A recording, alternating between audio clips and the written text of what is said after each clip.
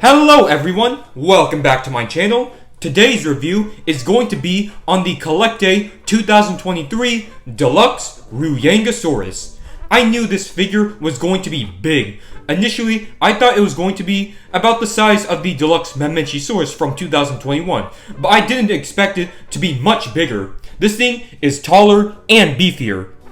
This Ruyangosaurus is the definition of a behemoth.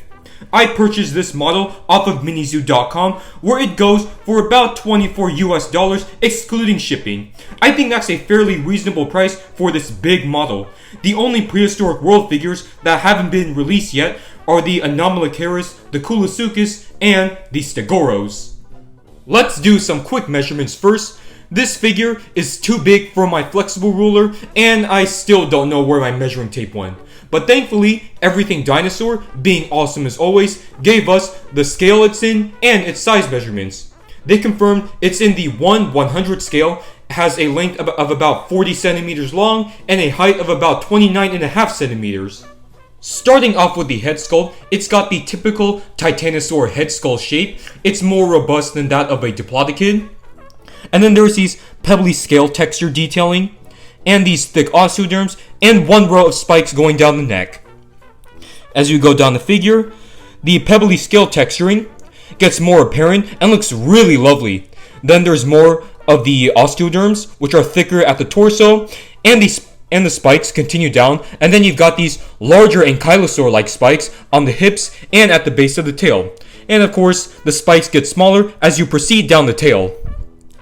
And he's got the legs, which still look kind of small in comparison to the body, but it still looks thick and muscular enough to hold up all of this weight. There's the one claw on the forearms, and the 3 claws on the hind limbs. Going down to the underbelly, there's a surprising amount of detailing. The underbelly is usually an area of the model where detailing is omitted. And then you've got the cloaca with some gray coloration around it. And looking at the sauropod from the top, it's very robust and intimidating looking, as if its spiky ankylosaur-like armor didn't make it intimidating enough already. And unlike the torso, you can see how beefy it is. The skull is actually relatively narrow. Like the Shastasaurus, the paint job is very simple. Darker gray on the top, and a lighter gray on the underside. Very similar to what you would see on a modern-day elephant. Though the least CollectA could have done is give it some striping or spotting, because the paint job still looks very similar to the colors on the Deluxe Ruyangosaurus.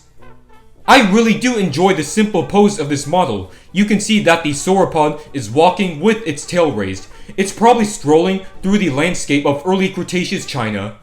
Starting off with our comparisons, here is the Deluxe Ruyangosaurus, which is another Asian sauropod, specifically a Chinese sauropod. And yeah, the Ruyangosaurus is overall smaller and shorter. Looking at the figures from the top, the Ruyangosaurus is much more robust. And the color schemes, as I said before, are very similar, but the Ruyangosaurus' color scheme is at least different enough.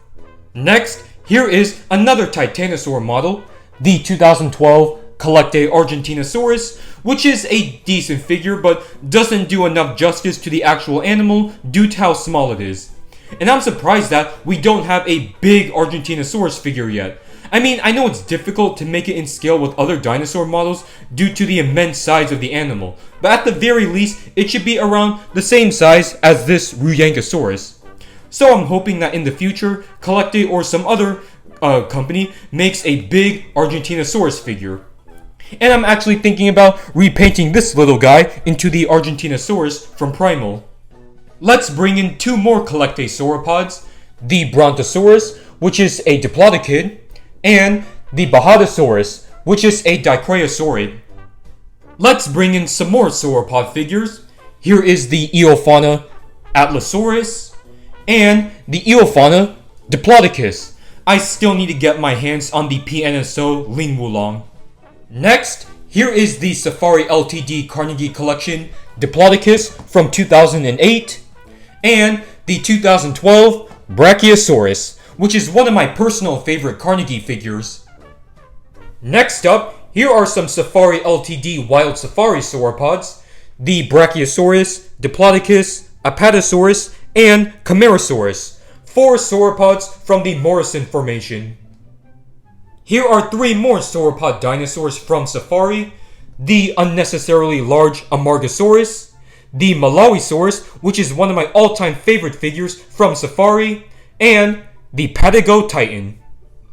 Lastly, for sauropod models, here are these 3 small ones: the Shunosaurus, the Nigersaurus, and the Carnegie Amargasaurus.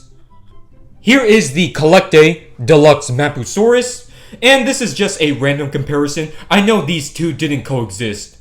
There has yet to be a Carnosaur discovered in the Howling Formation, which is the formation where Ruyangosaurus was discovered. And based on the fossil evidence we have, it seems like wherever there's a Titanosaur, there's always going to be a Carnosaur living alongside them. We've got Giganotosaurus and Andysaurus, Mapusaurus and Argentinosaurus, Acrocanthosaurus and Sauroposeidon, and Carcharodontosaurus and Paralatitan. Last but not least, here is the Ruyangosaurus next to the CollectA Xiphactinus and the CollectA Mini Xiphactinus. Well, there you have it, everyone. That wraps up my review on the CollectA 2023 Deluxe Ruyangosaurus. Overall, this is yet another phenomenal sauropod from CollectA. The size, sculpt, detailing, and accuracy are all fantastic. My one and only issue though is the color scheme. Like I've said before, the least CollectA could have done is add some spots or striping to make it look more unique from the Mamenchisaurus. So I'm going to give this sauropod model a 9.5 out of 10. If you guys enjoyed this review, leave a comment down below, hit that like and subscribe button. It really supports my channel. And I will see you all in the next video.